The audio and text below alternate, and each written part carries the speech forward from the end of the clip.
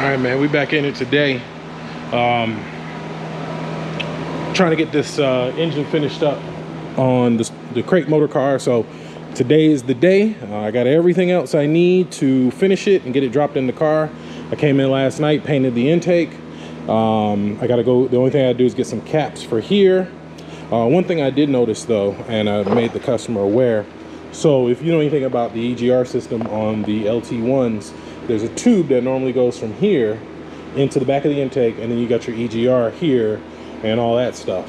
So somebody deleted it. Well, they cut it and welded this, so it doesn't have the provision for that tube. So I got to either get the block off plates and tune it out the computer, or have the tube welded to here so it, you know, works like it should. So I kind of want to figure that out before I put the intake on, because once the intake is on and the engine's in the car, it is a pain to get to this stuff back here. So I'm gonna go ahead and get the intake mounted, get everything ready, bolt the transmission to it, get everything pretty much ready, and then we'll figure out that part, you know, at the end, and kind of go from there. I think that's it. I did some running around today, and I was actually gonna film, but the battery was low on the GoPro, so I was like, it's only 20%, I'll start filming, and then the battery will die, it'll piss me off. Not realizing my little dual charger with both batteries was in the center console. I could have just swapped the battery and filmed. So I went to the transmission place. I dropped off 2 torque converters to get rebuilt. I had a 2800 stall and a 3000 stall. So the 3000 stall is gonna go in my truck, and then the 2800 stall will just be a backup one for something. I don't know what I'll do with it. Somebody gave it to me, and you know, I just took it to them so they can clean it out, make sure it's good.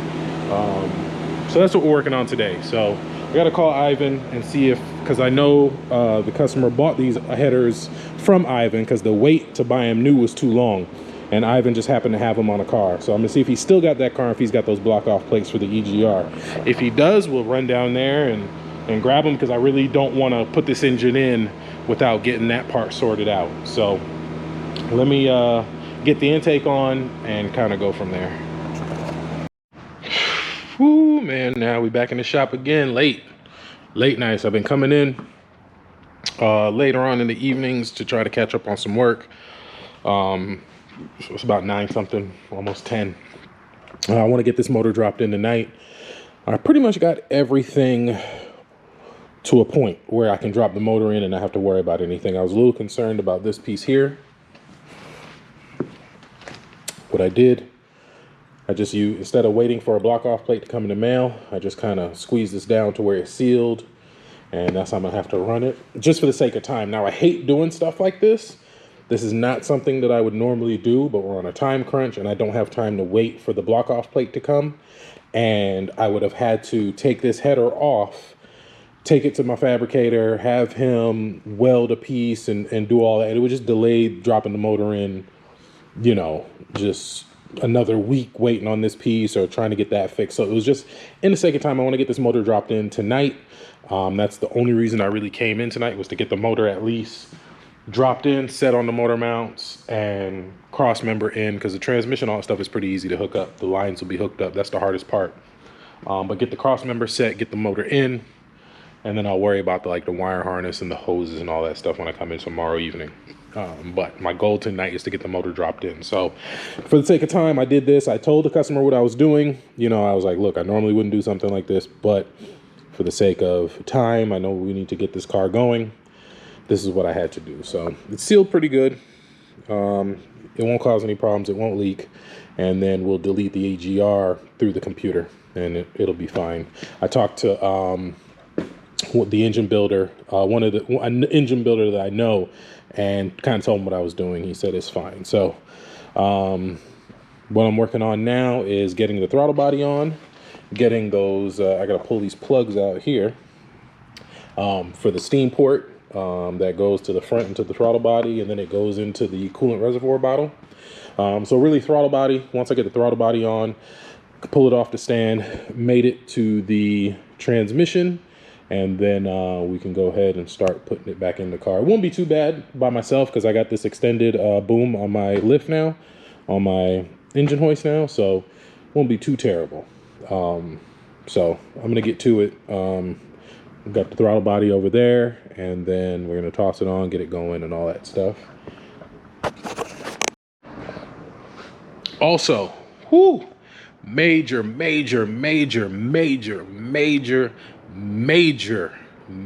progress in the LS swap of my 95 two-door Tahoe, in the parts gathering department. The Suburban's still over there. You can see it right there, the white one right there. Motor's coming out sometime this weekend, and then we'll have the motor, and I showed you guys in the other video, the transmission, all that stuff is over there. I'm keeping the motor, the harness, the pedal, and the tack module out of the donor truck. That's it.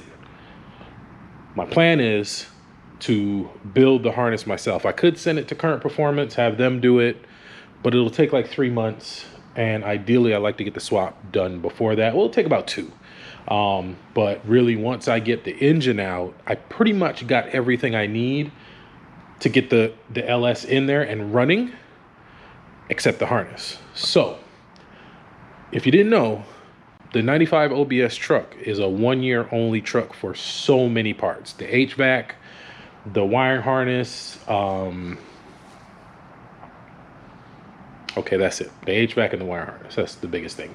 But where that causes a problem for me is when I build the harness, I don't want to build the harness and my truck not be running, because I may run into problems, I may not get it done. So let's say I'll pull the motor out of the 2-door, modify the harness myself, and I just run into problems, or I get busy and then I realize I can't do it, or I just don't want to deal with it. Then I'll have to send the harness out, get it built by Current Performance, and then that'll take 2 months. My truck is down, I can't drive it, and I'm just stuck. So I was on the hunt for another 95 OBS harness, which you think would be simple. These things are in junkyards everywhere. Yes. If I had a 96, I could use a harness from a 96 through 99 Tahoe, Suburban, Yukon, Sierra, Escalade. I could use any of those harnesses, 96 through 99, and they would work the same. Harness from the truck. If I had a 94, I could use a 94, 93, 92, 91, 88. Tahoe, Yukon, you know, all that stuff. I can use 88 through 94 is the same. 96 through 99 is the same. 95 is a 1-year only. The few harnesses I did find, they were all cut up and hacked to hell in the junkyard. But I've been keeping my eye on Marketplace for people selling 95 OBS parts. And I found a guy, he was about 40 minutes from me, selling a hood off an OBS, 95 hood. I'm like, okay. I was like, hey man, shot in the dark. I know you only got a hood for sale, but I'll tell you what I did. I went to his commerce profile, so I don't know if you guys can do this, but if you're looking for parts, here's a little tip for you, a little tech tip. If you're looking for a certain part and you see somebody selling a part off a car, so let's say, for instance, this guy had a 95 Silverado hood. It was a red hood, and he just had the hood there, and it was on a truck. But that's the only thing he put in the listing was the hood. You go to commerce profile, and then you can look at everything he's selling. So I noticed he had the hood, he had a step side bed, he had some headlight, he had some other random OBS parts, but they were all red. So I was like, he's got a red parts truck. So I messaged him, hey man, shot in the dark, but I see you got a 95 OBS. Would you happen to have the engine harness? He was like, I don't know, I'll check. I sold the motor, and the guy may have taken the harness. He hit me back. He was like, man, I got it. I was like, I'll freaking take it. He was like, what's it worth to you? I was like, are you going to pull it or am I going to have to pull it? He said, I'll pull it. I said, I'll give you $100 for it. That's a fair price, because if I go to the junkyard, I can get it for like 50, 60 bucks, but I'd have to stay out there and pull it myself. He was like, he'll pull it, whatever. All I got to do is go pick it up. $100, it's worth it. It was a 30-minute drive north. He was in Canton, Georgia. I'm in Kennesaw, so it's like 3 or 4 cities up. It's not too far. And boom, we got it. So we got a complete 1995. This came out of a stepside Silverado engine harness, which that doesn't matter. That doesn't. The only concern that I have, well, I'm going to look it up and see, is it wasn't I don't think it was 4-wheel drive. I don't know if that's going to make a difference, but we will see. But from the looks of it, everything that I need is there. The fuse box is there. Those are the computer connectors. I'm not worried about those, but for the most part, everything is here. The bulkhead connector is probably one of the most important parts right here. Fuse box, so I can retain the factory fuse box. Let's see, this distributor. AC stuff I got. This looks like the injector plugs, alternator. It's all the transmission stuff. There's your, oh no, that's the alternator. Coolant temp sender.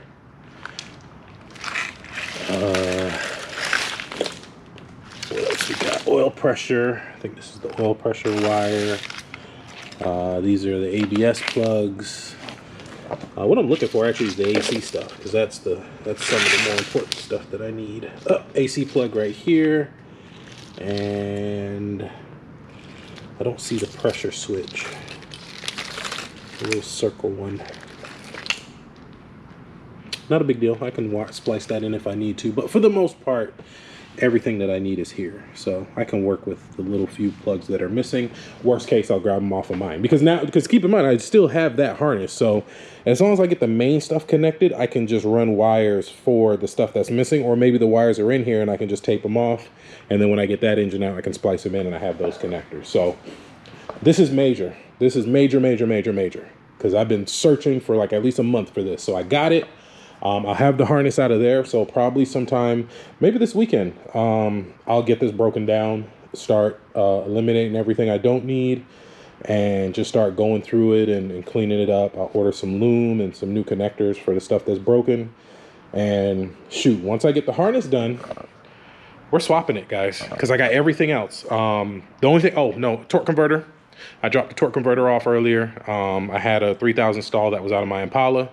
Converter fail, killed the transmission, so I sent it to a place called TPU. They're going to rebuild it. Once I get that back, it will go in there, and I am going to cam the OBS. I'm camming it, so I still got to buy my cam. I got to wait for my converter to come back, and I need headers. So that's it. Cam, converter, headers, and pretty much that's everything. Drive shaft's still going to work.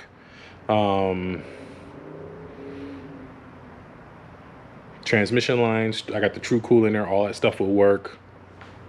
Pretty much everything. All right, well, we got this thing fully dressed. Everything is on. It's just one more piece I gotta put here for the evap, but got all the steam port lines done. Got the bell housing bolted. Still gotta do the torque converter, but I can do that in the car, no big deal. Wires are run and routed nice and clean, zip tied and all that. We got the trans cooler lines already plugged in, because trying to do these in the car is a pain. Dipsticks mounted. Always remember to put your dipstick in while you're installing your engine or transmission, because if you try to do it afterwards, it is a pain. So it's just me here doing this by myself. Not anything I haven't done before, so we'll get this thing up and in. That's my goal for tonight. If I can get it up and in and at least set in there tomorrow or whenever I come back in, I can just do all the wiring and stuff like that. So if I can get it on the motor mounts, get the motor mount set, we should be in good shape. So that's the goal. It's like 11:30. I like to get out of here by about 1. So just been here plugging along. So the core is all wrapped up, ready to go. So so I'll probably call the customer, tell him he can come pick that up so he can get his core money back. And yeah, so that's the goal for tonight. And then if I'm not too tired, I will come back and I need to put spark plug wires, throttle body, put a battery in it, and I should be able to fire this thing up. So we'll see. Still plugging along. So let me go ahead and get this thing up in the air, get it in there, and we'll go from there. All right, so I cheated. I should have had y'all come with me the whole journey, but I didn't. I wanted to get this thing going. So I got it kind of rigged up. The customer is changing the cold air intake. So this is one that I had from a previous vehicle. I'm just kind of rigging it up. Got some fluids in it. Everything's good. I primed it for a little while. Get the oil circulating in there, and she runs, guys. She starts. So it's loud.